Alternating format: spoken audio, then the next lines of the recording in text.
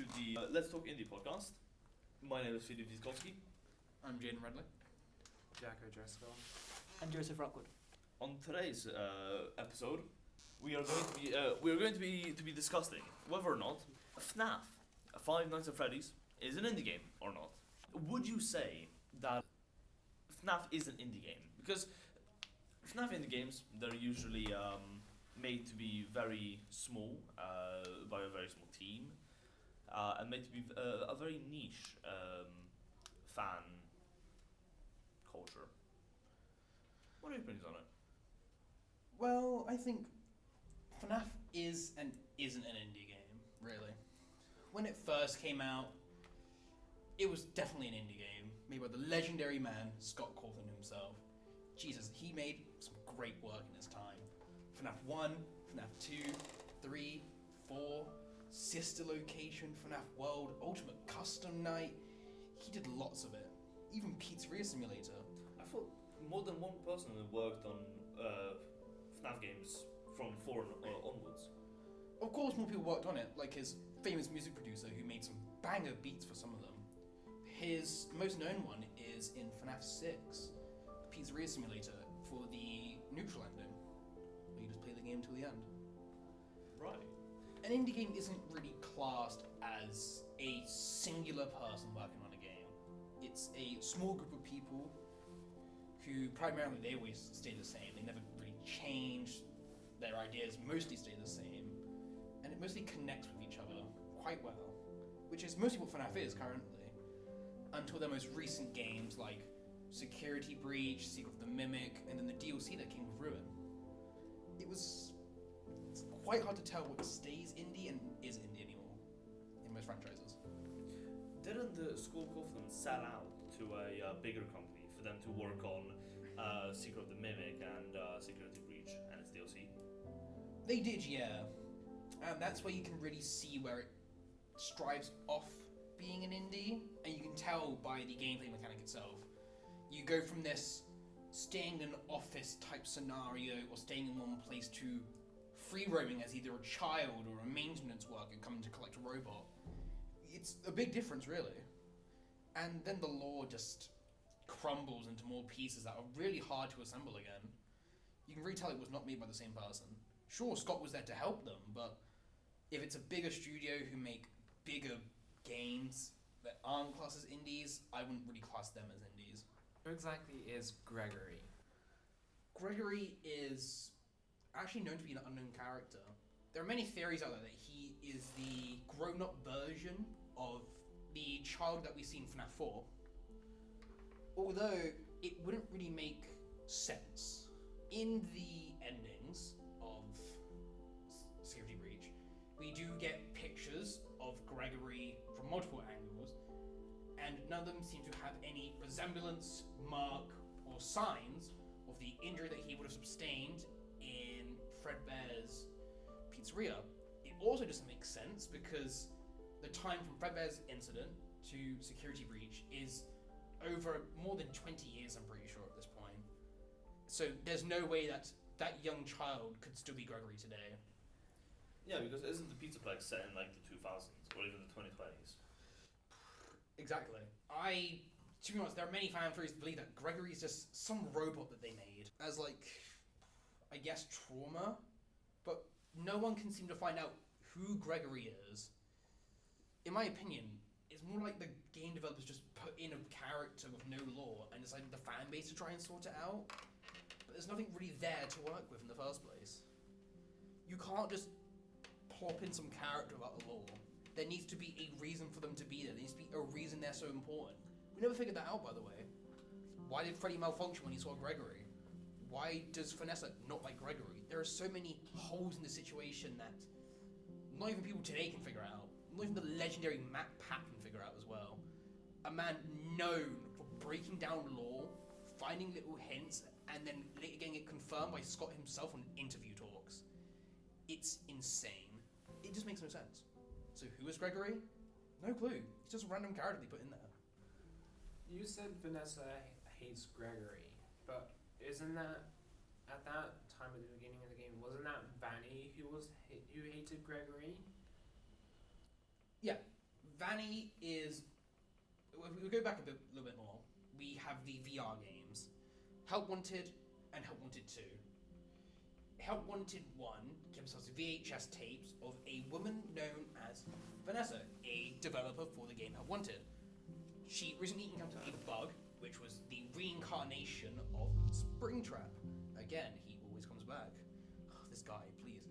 All the time, the more tapes you collect, the more you can see her being corrupted. And the more the player gets, the more we see him in our game as well. Which is interesting. It shows us what she would have seen at the time. In a tape, it says that there's this rabbit man waving at me in the corner, and then when you go and play the game, you look around in the main lobby, you will see a man waving at you in a rabbit costume. And then once you collect all the tapes, you go through what she went through, which is quite simple really. You get lured into a back room and you get infected with the virus, or Springtrap. Of course, we believe that this virus is just a replicated version for the players to insinuate and experience, but I believe that Vanny was the first person to actually experience the virus, therefore becoming Vanny. Basically, it's like...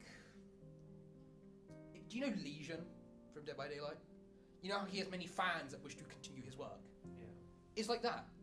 They just basically follow in his footsteps, and they listen to Legion like a king. So it isn't Vanessa that hates Gregory. Vanessa's doing her job as a security guard to look after the Pizzaplex. She's doing it perfectly. Although, gameplay-wise, why is there one person looking after the whole Pizzaplex?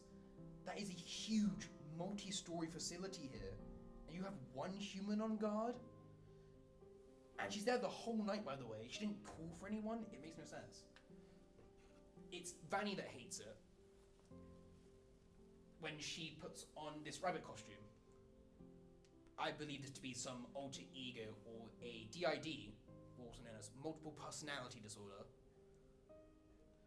It's quite iffy to say, really. We just believe that she's been infected.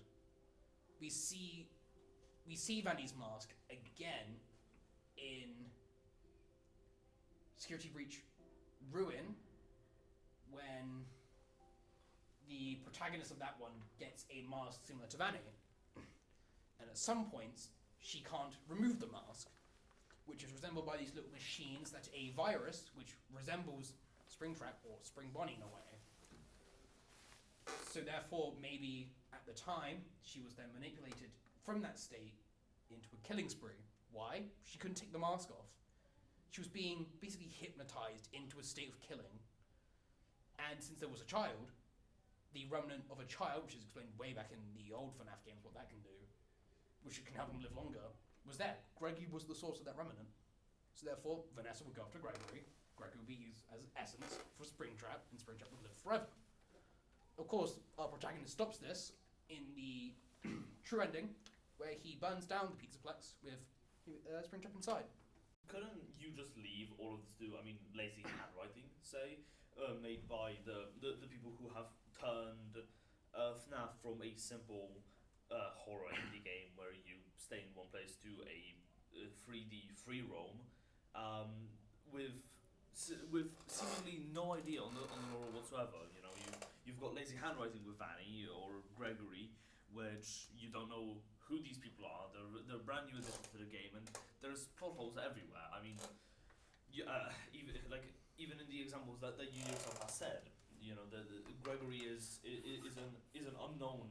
He just comes out of the blue. So is I believe her name is Cassidy or Cassie from Security Breach Ruin. We knew about Edwin, I believe, but even still, that was certainly something. That's an interesting point. Vanessa's writing wasn't so lazy because they had a game to build her off of. In Help Wanted 1, she had a purpose as a game tester.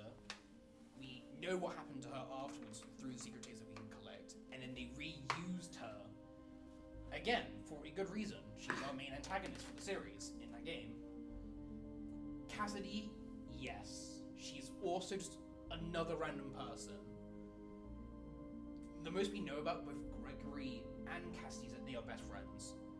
As we can see when we put the mask on in Help ruined. We can see Gregory and Cassidy making stuff, building, hanging out, hugging, crying with each other. They're basically just kids, essentially. We never figure out who their parents are, which is quite unfortunate. Edwin, we actually never learned about Edwin until Secret of the Mimic. Or from the teasers from Scott, bless him, he's so great, about the Mimic in the first place. No one knew about Edwin until the game. Not access to location, not FNAF 4, not anywhere. Not even before Fredbear's. Yeah, so couldn't you even just leave that up to just, again, lazy handwriting? Or, well, not handwriting, like lazy writing where it's adding in characters for more fluff to potentially leave things for another game to make more money. It's, to me, it seems like they're adding things for the purpose of adding things to keep the franchise going as much as it should have just stopped. Is this the point? But would you say that is sort of the line where an indie would end and just your standard AA, AAA game would begin, where you're taking already made lore and you are making it more convoluted than it needs to be, and you're expanding on it very much needlessly for the sake of just hoping to make another game? Well, many people have that opinion as well, honestly. But there are some times where the new games do fit into the old lore. We do now figure out who originally actually designed Freddy's. Originally, in Secret of the Mimic, Freddy Fazbear was actually a repo company designed to take back their property and redistribute it to others. We then find out that Edwin was actually the maker and designer of Five Nights at Freddy's 1. As we can see, if you were going to go to the true ending or the good ending, you can see that Edwin built and designed Freddy Fazbear, the main layout for it as well. You can see the kitchen, the side room, the stage, parts and service, the bathrooms, all of it. He made the whole thing. And it also explains how William got where he was today. How did he get this house? How did he get down into this basement in his own house, which was then known as this location? What was he just smart from the beginning? Did he have anything to build off of? Yes, Secret of the Mimic. It answers many questions from before. But if I had to say where the lore should have stopped, it should have been FNAF 6. Pizzeria Simulator. It's basically the final straw where everyone burns. Everyone has gathered together, the final souls are released. Springtrap's gone to hell, as expected for his crimes against children and humans, the torture he put them through, all of that. It should have ended there. That should have been the final straw. But once it went over to a AAA game, it just went off something else. Secret of the Mimic, yes, it was good. It was more lore focused than gameplay wise. The gameplay, yes, repetitive. The chase scenes were amazing. The lore was amazing. But that's really it. There's only so much you can do in a free roam. Like, the puzzles were always the same. Fix this generator. Find this lever. Hide from the Mimic. There was only one enemy at a time that could actually kill you, which was only the Mimic. And half the time you could just walk right past him with no issue. It was really hard to deal with most of it, really.